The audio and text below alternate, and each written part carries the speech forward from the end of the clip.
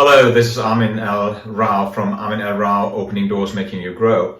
I am summarizing in this session the results of a coaching session that I had lately with a client who is very active in the public sector. It's a very solid business because they've got frame contracts, and in these frame contracts you can book as a part of these frame contracts, you can book individual contracts and individual projects. The client had just finished a project and was now pushing, to get the next project. And they thought about two account managers that I talked to, one manager, one account manager that I talked to, and they were now trying everything, to go to this next phase of the project or to get the next project. And what they did were the typical three things that you do in these situations, and from my point of view, the typical three mistakes. The first one was that they presented the result of the first project and handed in the project report, and then immediately they proposed the next step. What should happen now? And they didn't get any feedback, so nothing happened. And the next step was just not started by the client. Now, then they did mistake number two, and they tried to get access to higher levels in the management to expedite the decision, which normally has an effect that the contact person that you are working with is not so amused and will even more block the next phase of the cooperation or the next project.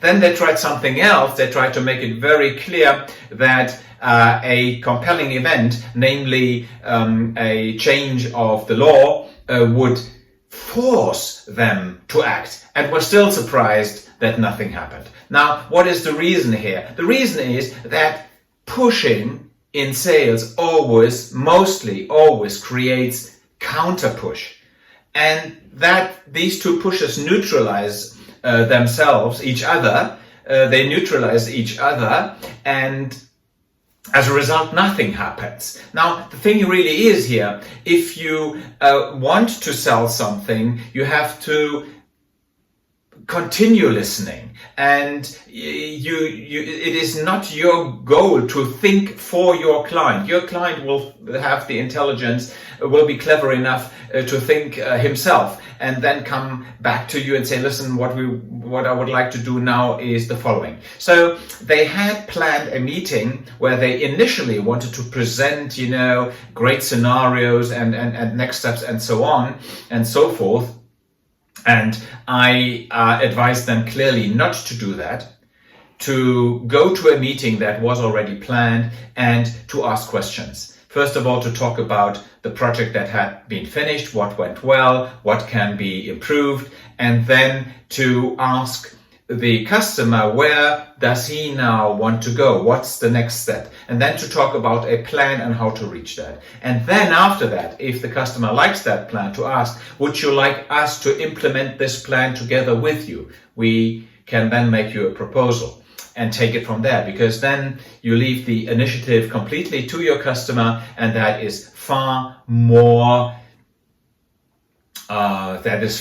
successful normally than the push approach. So I would call this even the pull approach, because you ask and you pull the customer or you get pulled actually by the customer to help him. Now, that was an insight from one of my last coaching sessions. I would like to encourage you not to tell the customer what to do, because nobody wants to be sold. Secondly, not to circumvent decision makers and to go to higher echelons in the management. And number three, not to create or to take compelling events to increase the pressure even further, because nobody likes the pressure. Everybody likes to be free, and give that freedom to your customer to decide. If you would like to know more about how to improve your B2B sales or your key account management, feel free to book a private session with me by clicking on the blue button underneath this video. The session is completely free and there's no pressure whatsoever. We can talk about a specific problem that you have, and I'm more than happy to help you. This was Armin Rao from Armin L. Rao, opening doors, making you grow.